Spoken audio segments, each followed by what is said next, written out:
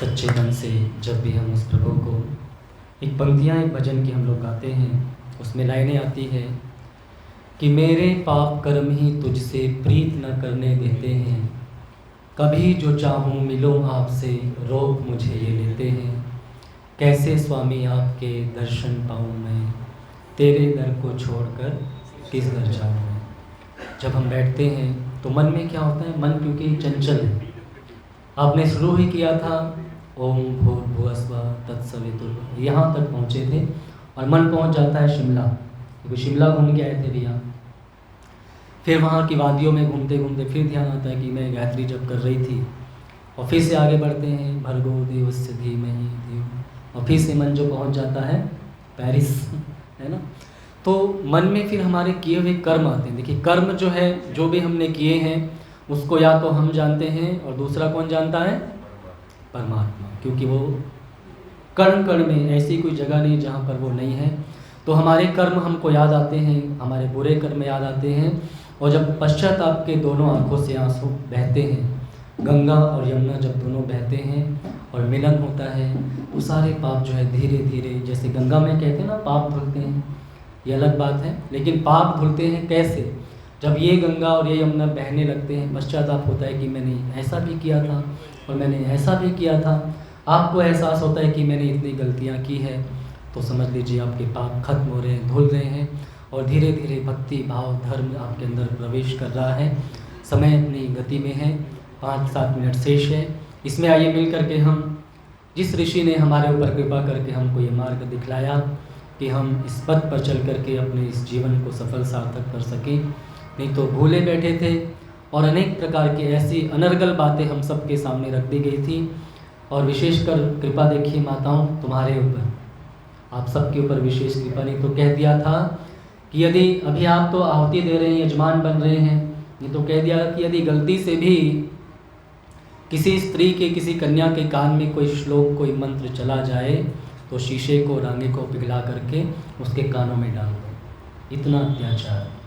लेकिन महर्षि दयानंद ने आकर के महर्षि मनु के वाक्य को दोहराते हुए कहा, यत्र नार्यस्तु पूज्यन्ते रमन्ते तत्र देव, है ना। कितनी कृपा है उस ऋषि की, कितनी कृपा है। अगर केवल मात्र ऋषि की कथा पे ही किया जाए ना, जो साप्ताहिक सत्संग होता है आपका, जैसे 7 दिनों का सत्संग, 5 दिनों का, अब तो 2 दिन 3 दिन के होते हैं ना। मुझे याद है जब मैं गुरुकुल में पढ़ता था तो 7-7 दिनों के लिए वेद पाठ करने जाते थे, पारायण यज्ञ होते थे, और 3 घंटे सुबह 3 घंटे शाम को सत्संग, और 3-3 टाइम सत्संग हो रहे हैं। वो धीरे धीरे जो है, चलिए अधिकारी लोगों का विचारणीय विषय है, और लेकिन दुख होता है कई बार, जैसे हम लोगों को बोलते हैं, सब जगह इस तरह की बातें होती है, कहते हैं कि आप लोगों का काम है कि भजन गाना, प्रवचन देना, तो अनादि का चेष्टा वैसे भी हमारे करने की आदत नहीं है, लेकिन फिर हम लोगों उन लोगों को भी कहने में, क्योंकि हमें डर किसी बात का नहीं, किसी से डरते नहीं। परमपिता परमेश्वर हमारे पिता है, माता है, वो रक्षक हैं। जब हमारा काम है भजन गाने का, हवन करवाने का, प्रवचन करने का, तो तुम फिर बीच में क्यों आ रहे हो भजन गाने के लिए, प्रवचन करने। तुम अपना ये राजनीति संभालो, तुम लोग अपना ये संभालो। तो कहने का मतलब है कि अनादि का चेष्टा कोई भी करता है वो गलत है, हमारा काम हम लोग करें, जिनका काम है वो करें।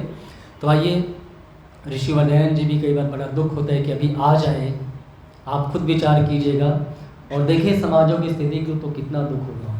ये केवल मात्र 1-2 समाजों की नहीं, मैक्सिमम, क्योंकि हम तो घूमते रहते हैं। तो मंत्र हर रोज़ पाठ होता था पहले, अब तो पता नहीं करते हैं, कई लोग नहीं करते।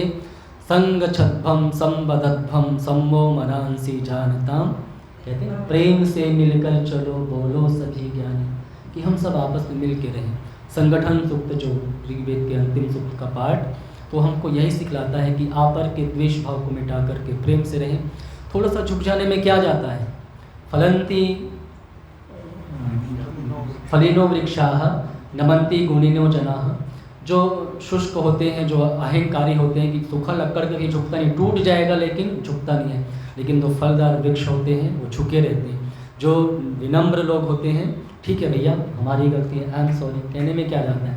और यही बात घर में भी कई बार पति पत्नी का हो जाए, अपनी गलती नहीं भी एक बार पत्नी बोल दे सॉरी, क्या जाता है ना। फिर देखो कैसे प्यार बढ़ता है। तो आइए मिल करके उस ऋषि की हम जय जयकार करते हुए और नमन करेंगे। जी माता जी, प्रयास करेंगे।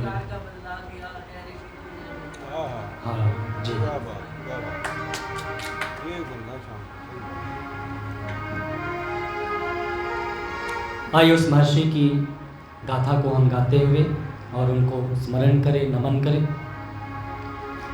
सूरज बन दूर किया जिसने, पापों का घोर अंधेरा। और आगे की लाइन मेरे ख्याल से आप सबको आती होगी, तो गाएंगे मिल करके, है ना।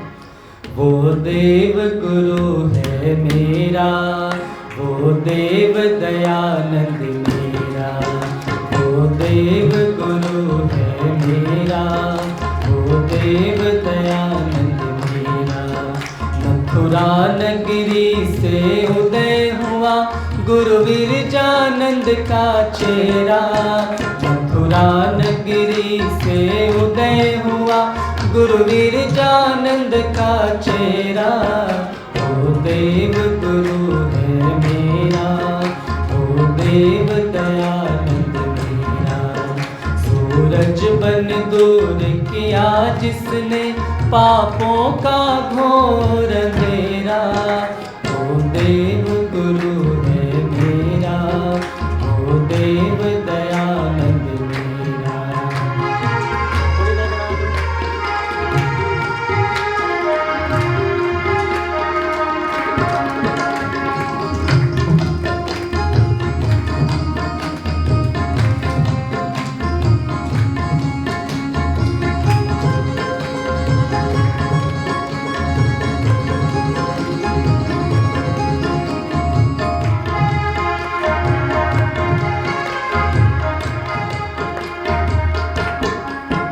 गुरुवर को था जो वचन दिया, प्राणों के साथ निभाया। गुरुवर को था जो वचन दिया, प्राणों के साथ निभाया। और पर उपकार में ही जिसने अपना सर्वस्व लगाया। और पर उपकार में ही जिसने अपना सर्वस्व लगाया, अपना सर्वस्व लगाया। जब भूख प्यास सर्दी गर्मी देखा नहीं सांझ सवेरा। वो देव गुरु है मेरा, वो देव दयानंद मेरा। वो देव गुरु है मेरा, वो देव दयानंद मेरा।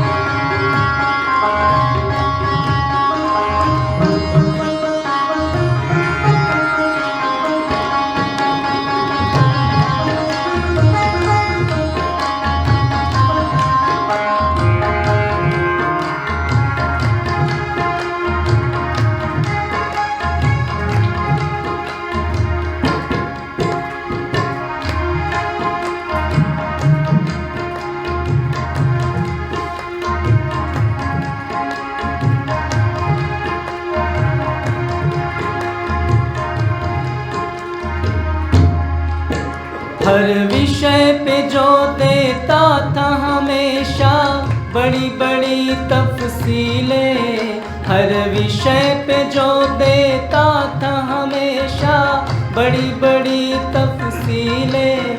सिंधु से गहरी, नभ से ऊंची, गिर से मजबूत दलीलें। सिंधु से गहरी, नभ से ऊंची, गिर से मजबूत दलीलें। गिर से मजबूत दलीलें।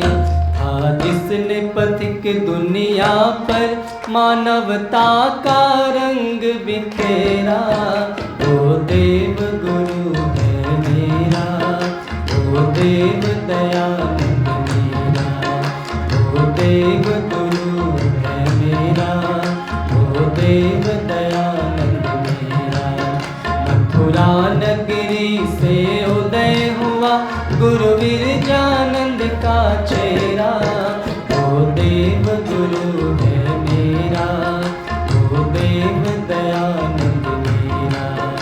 सूरज बन दूर किया जिसने पापों का घोर अंधेरा, वो देव गुरु है मेरा, वो देव दयानंद मेरा, वो देव गुरु है मेरा, वो देव दयानंद मेरा, वो देव गुरु है मेरा, वो देव दयानंद मेरा।